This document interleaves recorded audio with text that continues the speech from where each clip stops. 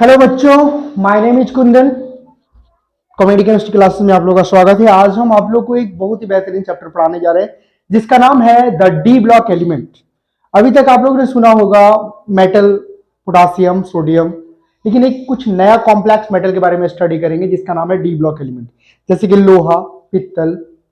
लोहा, gold, silver, ये सब मेटल अभी तक आपने नहीं सुना है। तो उन मेटलों के बारे में हम पढ़ेंगे जिसका उपयोग हम जेवर बनाने में, तलवार बनाने में, हथियार बनाने में करते हैं। ठीक है, तो उन सारे मेटलों के बारे में हम पढ़ेंगे जिसका नाम है the D block elements.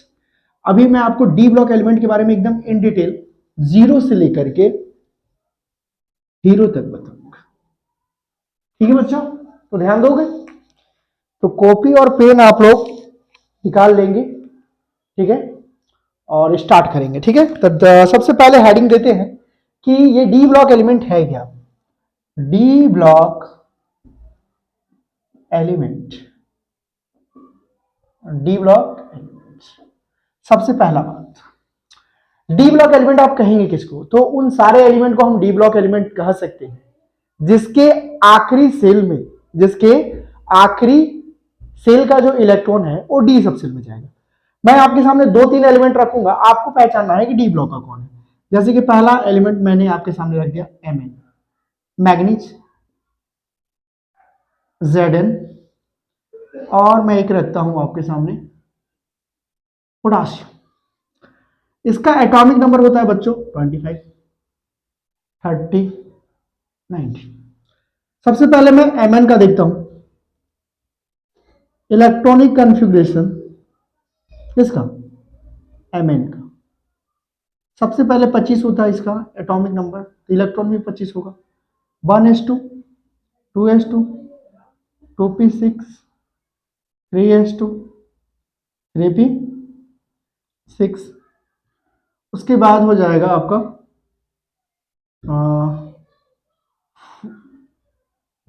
4s2 और आखिरी इलेक्ट्रॉन 3d5।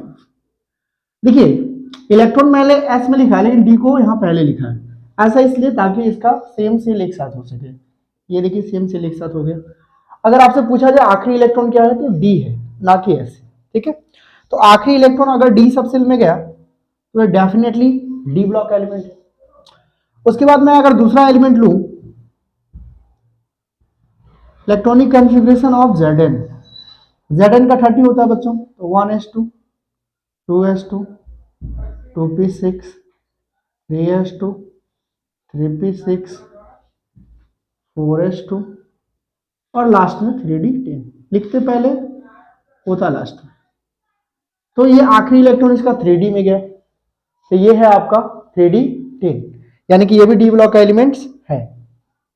ठीक है, अगर हम बात करें पोटासियम की, इलेक्ट्रॉनिक कॉन्फ़िगरेशन पोटासियम का ले बच्चों, तो हो जाएगा 1s2, 2s2, 2p6, 3s2, 3p6, 4s1। इसमें डी आता ही नहीं है। 2, 2, 4, 10, 12, 6, 18 और 1, 19। अगर आपसे पूछेगा पोटासियम डी ब्लॉक एलिमेंट है तो नहीं है। मतलब इसमें दो एलिमेंट आपका डी ब्लॉक का है। कौन कौन? एक है आपका मैग्नीज और दूसरा है बच्चों आपका जिंक। मैग्नीज और जिंक दोनों आपका डी ब्लॉक का एलिमेंट है। तो डी ब्लॉक एलिमेंट किसको कहेंगे? जिसका आखिरी इलेक्ट्रॉन डी सब सेल में जाएगा वो डी ब्लॉक एलिमेंट कहलाएगा। तो यहां पर मैग्नीज और जिंक दोनों डी ब्लॉक का एलिमेंट है क्योंकि आखिरी इलेक्ट्रॉन इसमें डी सब सेल में गया है। ठीक है, उसके बाद एक प्रश्न और आता है कि डी ब्लॉक का एलिमेंट तो है लेकिन कुछ डी ब्लॉक का एलिमेंट, मैक्सिमम डी ब्लॉक का एलिमेंट जो है ट्रांजिशन एलिमेंट कहलाते हैं। तो इन दोनों में एक एलिमेंट जो है ट्रांजिशन होगा और एक ट्रांजिशन नहीं होगा।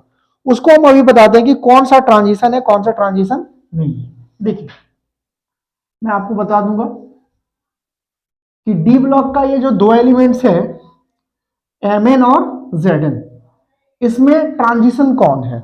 ठीक है, तो कुछ नहीं करना है, डी सब सेल पकड़ लेना है। Zn के लिए पहले आप 4Zn लिख दीजिए, 4 जिंक। इसका आखिरी इलेक्ट्रॉन किस में है बच्चों? 3d10। 3d10 का डब्बा बनाएंगे आप लोग जानते ही होंगे।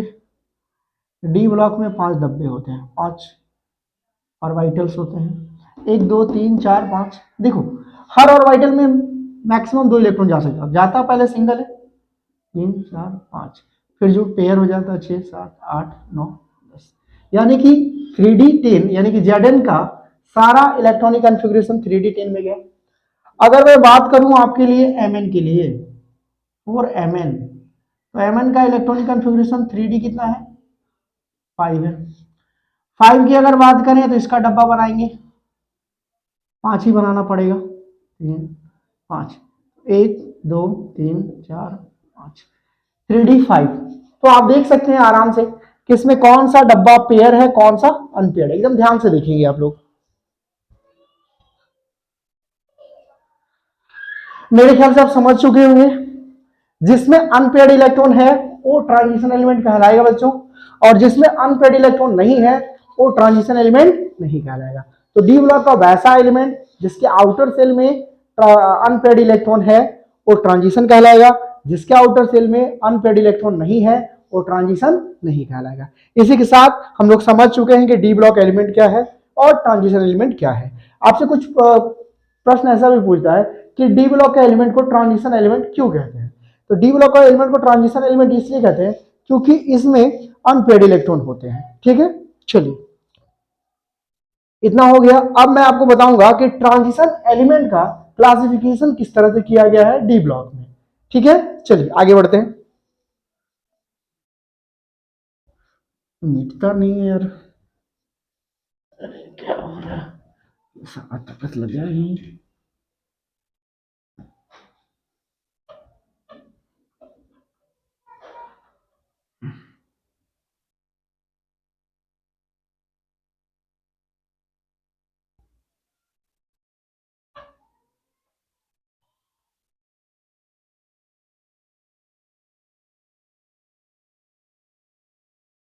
चलिए, अब क्या है बच्चों, डी ब्लॉक एलिमेंट को हम लोग ट्रांजिशन एलिमेंट कहते हैं, ये बात समझ में आ गया। अब आपको हम बताने जा रहे हैं क्लासिफिकेशन ऑफ ट्रांजिशन एलिमेंट्स।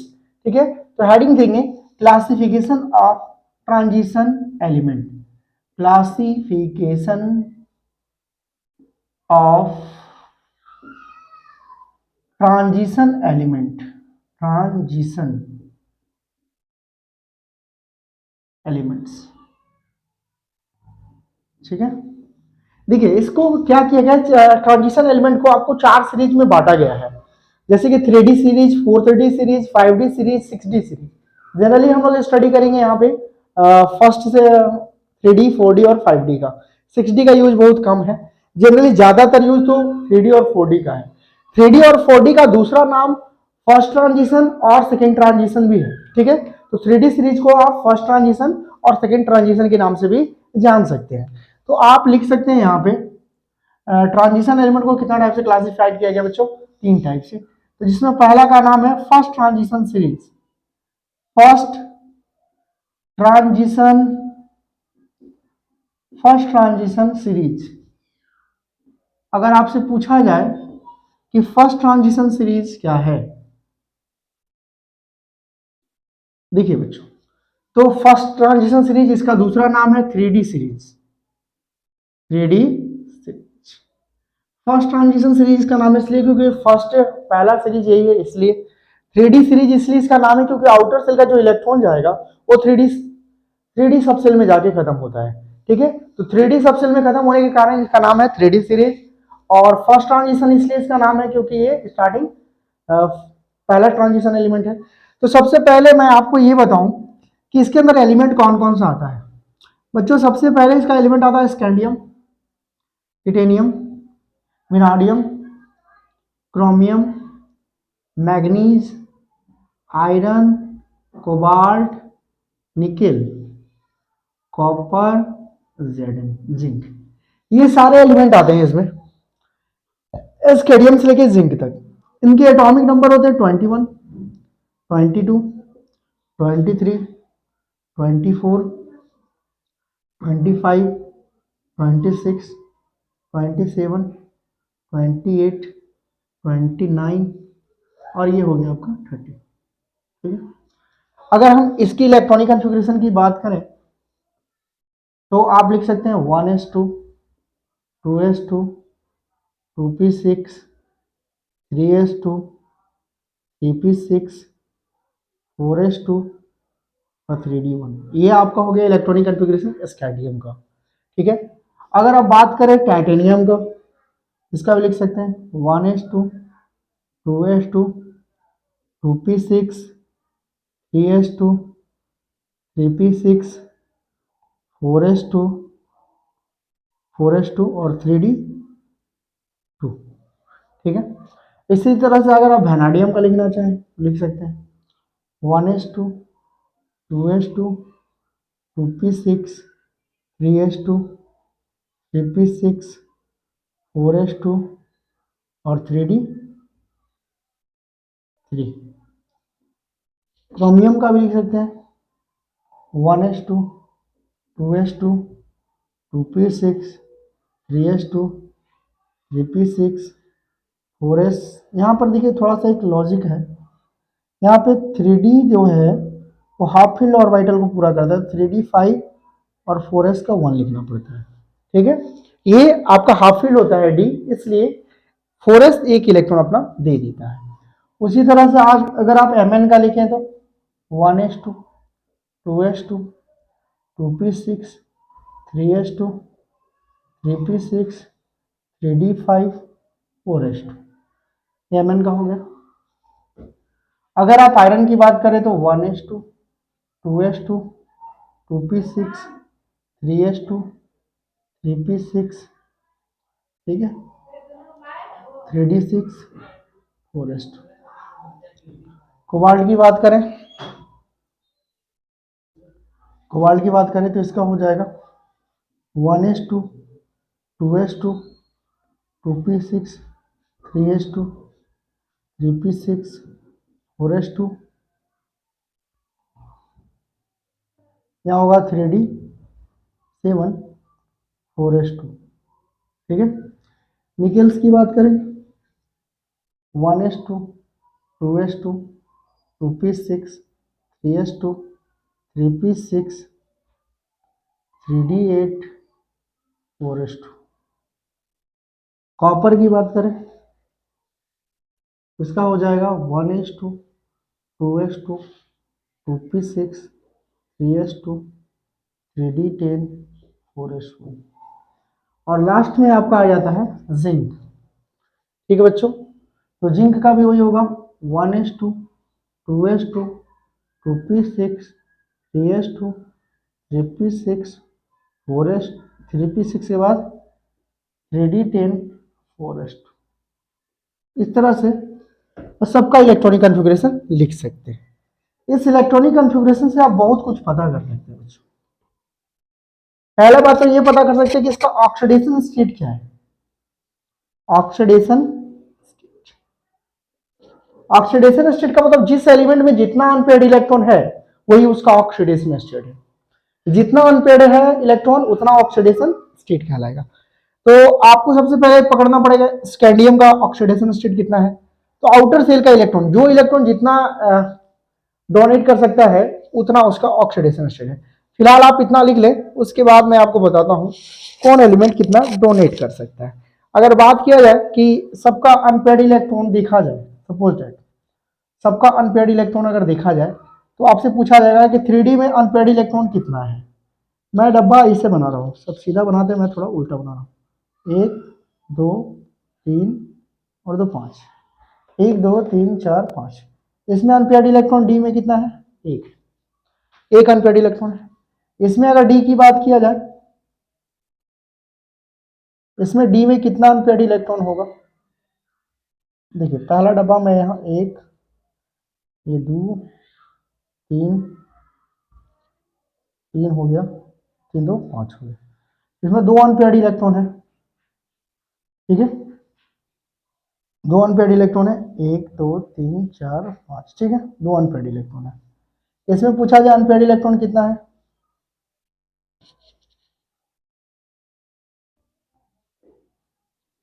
दो तीन, 1 2 3 1 2 3 4 5। ठीक है, इतना ही रहेगा। 1 2 3 4, थोड़ा सा छोटा कर 3 4 5। इसमें अनपेयर्ड इलेक्ट्रॉन 2 है, इसमें कितना 1 2 3 4 5, 1 2 3 4 5, इसमें अनपेयर्ड इलेक्ट्रॉन कितना है बच्चों 3 है।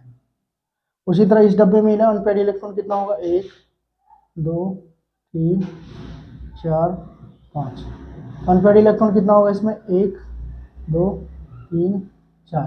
ग्राउंड स्टेट की बात करें तो 4 ही होगा, ये एक्साइटेड स्टेट में 5 को शो करेगा। इसकी बात करें तो 1 2 3 4 5, 1 इलेक्ट्रॉन 2 इलेक्ट्रॉन 3 इलेक्ट्रॉन 4 इलेक्ट्रॉन और 5 इलेक्ट्रॉन। अनपेयर्ड इलेक्ट्रॉन कितना है इसमें 5। इसकी बात करें 1 2 3 4 5, अनपेयर्ड इलेक्ट्रॉन 1 2 3 4 5, और फिर यहाँ से पेयर होना शुरू हो जाएगा। ठीक है, तो यहाँ पे अनपेयर्ड इलेक्ट्रॉन कितना है 4 है। इसकी बात करें 1 2 3 4 5, इसमें अनपेयर्ड इलेक्ट्रॉन कितना हो जाएगा 7 है, तो 1 2 3 4 5 6 7, 3 अनपेयर्ड इलेक्ट्रॉन हो जाएंगे इसमें। इसका अनपेयर्ड इलेक्ट्रॉन कितना होगा बच्चों 1 2 3 4 5, 1 2 3 4 5 6 7 8, अनपेयर्ड इलेक्ट्रॉन इसमें 2 हो गया। इसकी बात करें तो 1 2 3 4 5, 1 2 3 4 5 6 7 8 9, अनपेयर्ड इलेक्ट्रॉन 1 है। जिंक में अनपेयर्ड इलेक्ट्रॉन कितना है 1 2 3 4 5, ठीक है, तो अनपेयर्ड इलेक्ट्रॉन कितना है 1 2 3 4 5 6 7 8 9 10, डी में आपका 10 है। मेरा कहने का मतलब ये है बच्चों कि अब अगर आपसे पूछा जाए इसमें कौन सा अनपेयर्ड इलेक्ट्रॉन किसमें है किसमें नहीं है, एक बात और आपको यहां से समझ आ जाएगा कि ऑक्सीडेशन स्टेट किसका कितना है। ठीक है, ऑक्सीडेशन स्टेट कैसे पता करेंगे,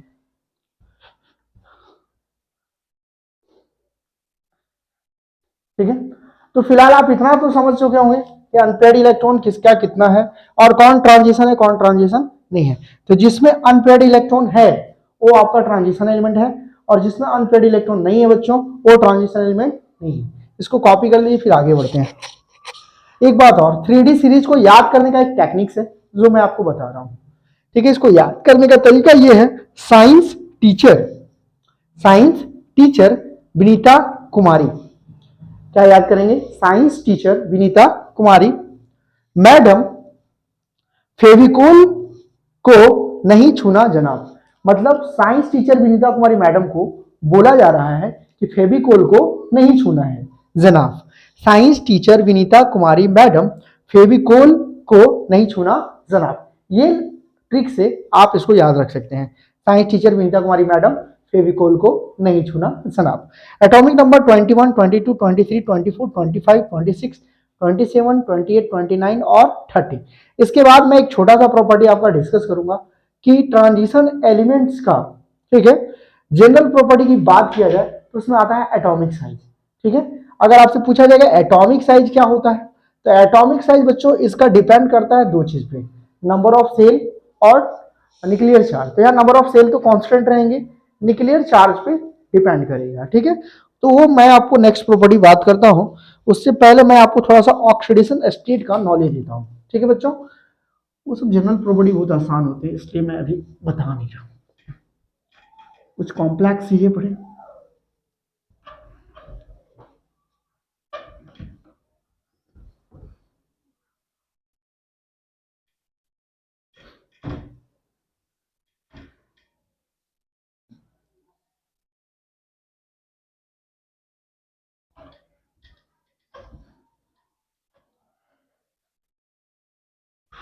मैं पहले एक एलिमेंट का आपको शॉर्ट तरीका दिखाता हूँ, फिर मैं सारे एलिमेंट का शॉर्ट ही बताऊंगा।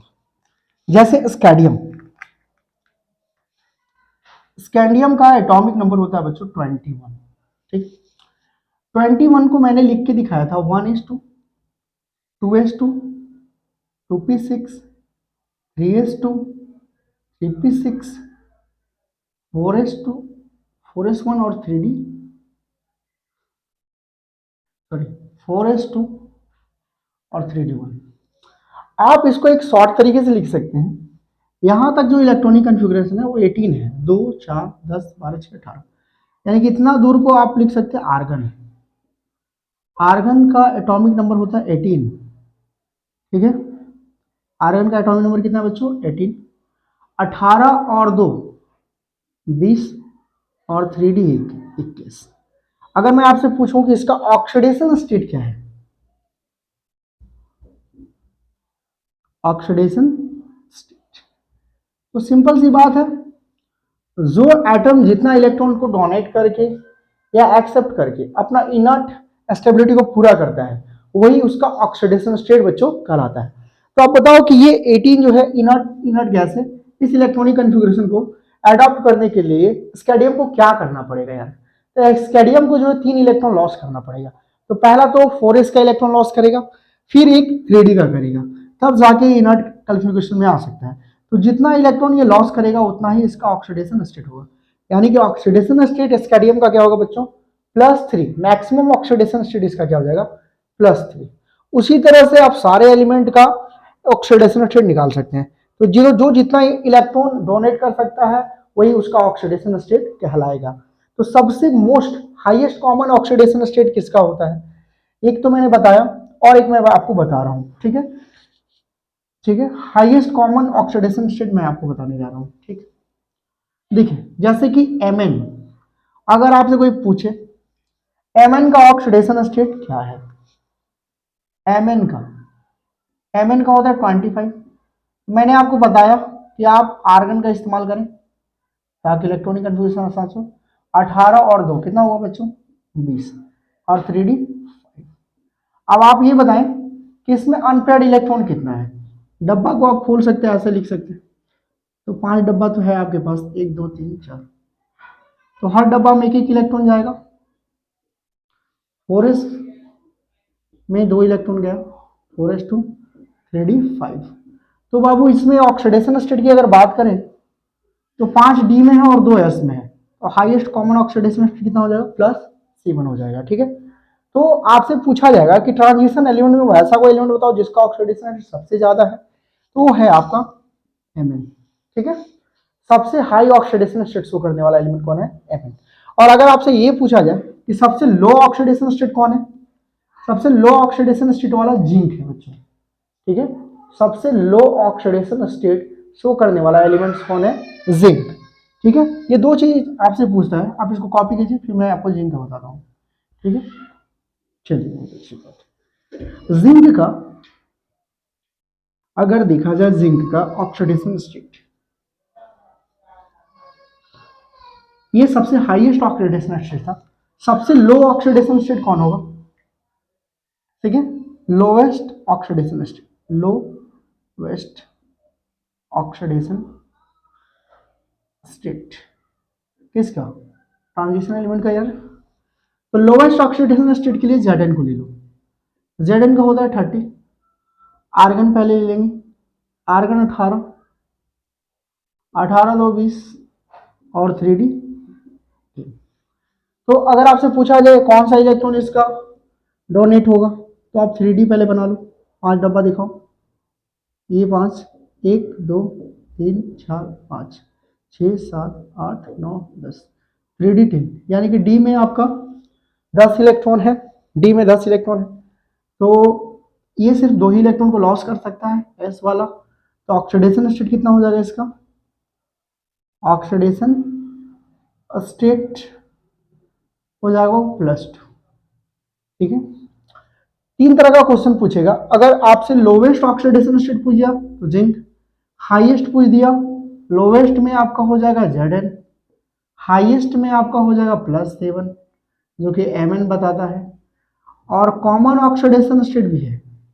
कॉमन मतलब जो सब में ज्यादातर पाया जाता है, कॉमन ऑक्सीडेशन स्टेट जो आपका है वो है +3। तो ये 3 बात को बच्चों आपको याद रखना है। पहला, लोवेस्ट ऑक्सीडेशन स्टेट जिंक का कितना होता है बच्चों? +2। हाईएस्ट ऑक्सीडेशन स्टेट Mn का +7 और कॉमन ऑक्सीडेशन स्टेट +3। तो इस तरह से आप एलिमेंट्स को याद रख सकते हैं। डी ब्लॉक का मैंने आपको बताया कि डी ब्लॉक एलिमेंट कहते किसको है, तो वैसे एलिमेंट जिसका आउटर सेल का इलेक्ट्रॉन डी सब सेल में खत्म हो उसको डी ब्लॉक एलिमेंट कहेंगे। डी ब्लॉक एलिमेंट को दो पार्ट में हम लोग, डी ब्लॉक एलिमेंट को हम लोग ट्रांजिशन एलिमेंट भी कहते हैं, क्योंकि ट्रांजिशन उसको बोलते हैं जिसमें अनपेयर्ड इलेक्ट्रॉन होता है। तो जिस डी ब्लॉक एलिमेंट में अनपेयर्ड इलेक्ट्रॉन है यानी सिंगल रहेगा वो ट्रांजिशन एलिमेंट है। और ट्रांजिशन एलिमेंट के हेल्प से हम पता कर सकते हैं किसी भी एलिमेंट का ऑक्सीडेशन स्टेट कितना है। जो एलिमेंट जितना इलेक्ट्रॉन अपना लॉस कर सकता है इनर्ट गैस बनने में वही उसका ऑक्सीडेशन स्टेट है। तो डी ब्लॉक में सबसे हाईएस्ट ऑक्सीडेशन स्टेट Mn का है जो कि +7 है, सबसे लोएस्ट आपका जिंक का है जो कि +2 है, और कॉमन ऑक्सीडेशन स्टेट ज्यादातर जो एलिमेंट में मिलने वाले हैं वो है +3। ठीक बच्चों, इसी के साथ आज का वीडियो मैं खत्म करता हूँ, फिर नेक्स्ट वीडियो में मैं मिलूंगा आपसे एक नए टॉपिक के साथ। ठीक है, तब तक के लिए बाय, धन्यवाद।